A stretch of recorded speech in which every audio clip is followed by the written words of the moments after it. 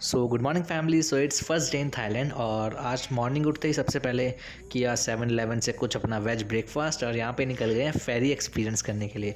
और boat rides के लिए आपको या तो लोकेशंस पता होनी चाहिए, अदरवाइज़ अगर आपके पास बस गूगल मैप्स आप डाउनलोड कर लीजिए यहाँ का, और अगर आपके पास सिम भी नहीं है तो आप चेक कर सकते हैं आपको आपकी फेरी कहाँ से मिलेगी। तो चलिए हम अपना करते हैं फर्स्ट फेरी एक्सपीरियंस। और बहुत अच्छी हमें फेरी मिली है, डोंट नो वाई, ऐसी बाय चांस मिल गई है, ऐसी आती है, मुझे कोई आइडिया नहीं था, बट फर्स्ट एक्सपीरियंस है बहुत अच्छे से। और रात को मैं इधर ही अपना एक डिनर क्रूज़ प्लान कर रहा था, बट आई थिंक सो मुझे बोट में ही बैठना था, तो वो मेरा प्लान पूरा हो गया। और ये वाली बोट का सबसे अच्छा फ़ायदा क्या है, ये यहाँ की आपको सारी स्टेशंस पे आपको कवर कर देगी। सबसे बड़ा टेंपल यहाँ का वाटरून है, तो वो भी इस रास्ते में आता है, वहाँ भी उतर सकते हैं। पर अभी मैं जा रहा हूँ यहाँ से सियाम अमेजिंग पार्क, सबसे बड़ा मॉल है थाईलैंड का। तो चलिए एक बार वहाँ जाते हैं, और रास्ते में आपको इतनी प्यारी प्यारी जगहें देखने को मिलेंगी। ये सारी टूरिस्ट डेस्टिनेशंस है जो आप सिर्फ फेरी से कवर कर सकते हो। और इस जगह पे मैं आया हूँ, ये है हमारा आइकॉसियम मॉल, सियाम अमेजिंग, दोनों मॉल्स हैं और ये दोनों अपोजिट हैं। तो चलिए पहले हम इस मॉल को कवर करते हैं।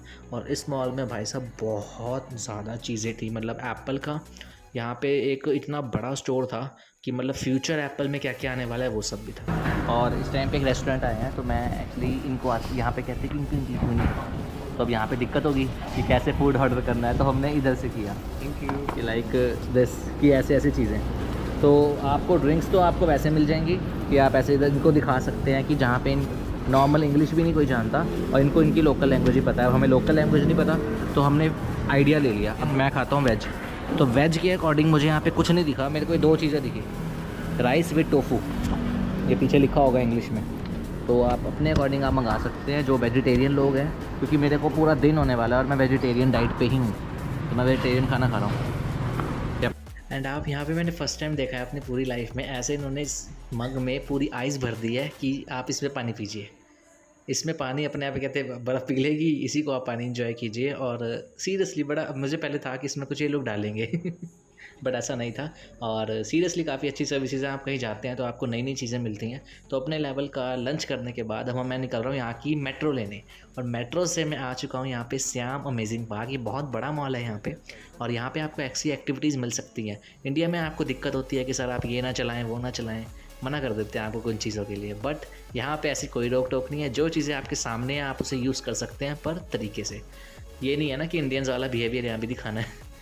एंड उसके बाद अब मैं निकल रहा हूँ अपने एक सेकंड स्पॉट पे कि जो मुझे जाना था। यहाँ का है ड्रीम वर्ल्ड पार्क, मतलब ये आपका थाईलैंड का बड़ा अमेजिंग पार्क है जिसमें आपको रोलर कोस्टर राइड्स ये सारी मिलती हैं। तो वहाँ क्या खाना मिलना था, 7-11 से अपना सैंडविच पैक कराया और यहाँ से निकल गए हैं सीधा ग्रैब बुक करके अपनी लोकेशन पे।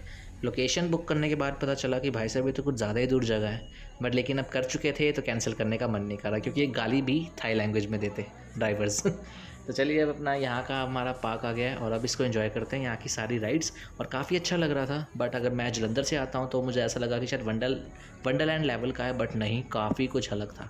बट टिकट्स भी जस्टिफाई थी, इट्स ओके। चलो बाकी एक्सपीरियंस अच्छा रहा यहाँ का। और चलो आपको यहाँ की राइड्स दिखाते हैं कि कैसे कैसे यहाँ पे राइड्स हैं और कितना फ़र्क है यहाँ पे राइड्स का। ये सामने है रोलर कोस्टर राइड, और कहते हैं यहाँ की सबसे अमेजिंग होती है थाईलैंड के अकॉर्डिंग। तो चलो इसको ट्राई करते हैं और अपना एक्सपीरियंस देखते हैं कि कैसा रहेगा। और यहाँ पे लोग बड़े प्यारे हैं, लोग बड़े अच्छे से ट्रीट करते हैं, कोई फालतू चीज़ें नहीं है, कोई धक्का मुक्की नहीं है। तो सबसे स्टार्टिंग में बैठा हूँ ताकि फ़र्स्ट एक्सपीरियंस ले सकूँ, और फ्रंट व्यू का मज़ा ही अलग होता है। एंड यहाँ पे बड़ा ना सिस्टम अच्छे से बना रखा है कि कोई आपको ऐसे इधर वो नहीं है कि आप इधर ना बैठो उधर ना बैठो, जहाँ आपको जगह मिलती है आप ऐसे कीजिए।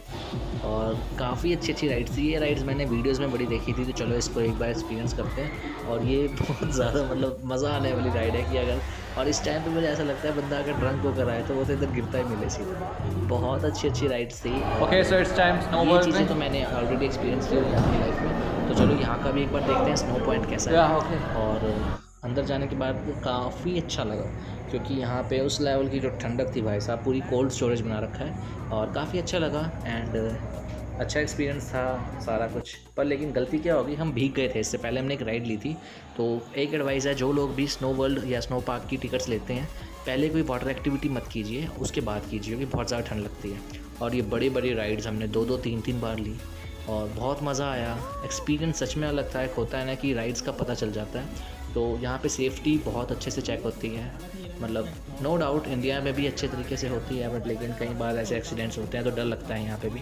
बट लेकिन इतना ज़्यादा अच्छा लगा, किसी चीज़ की टेंशन नहीं थी। आफ्टर दैट आती है हमारी राइड ये गो कार्ट, और ये भी हमने 2 बार ली और क्या हमने चलाई है ऐसे, बहुत मज़ा आया। एंड आफ्टर दैट थक हार के वापस आ गए अपने हॉस्टल, बियर पी रहे हैं, आराम से एंजॉय कर रहे हैं। नो डाउट थाईलैंड बहुत पीसफुल, काम, बहुत शांत जगह है अगर आपको अच्छे से ट्रैवल करना आता है तो। टिल देन मिलते हैं अपनी नेक्स्ट वीडियो में और एंजॉय करते हैं, तब तक सोते हैं और गुड नाइट। अब जाएंगे यहाँ से सीधा खाओसान रोड, खाना वाना खाते हैं और सुबह उठ के निकलते हैं अपनी नेक्स्ट लोकेशन पे।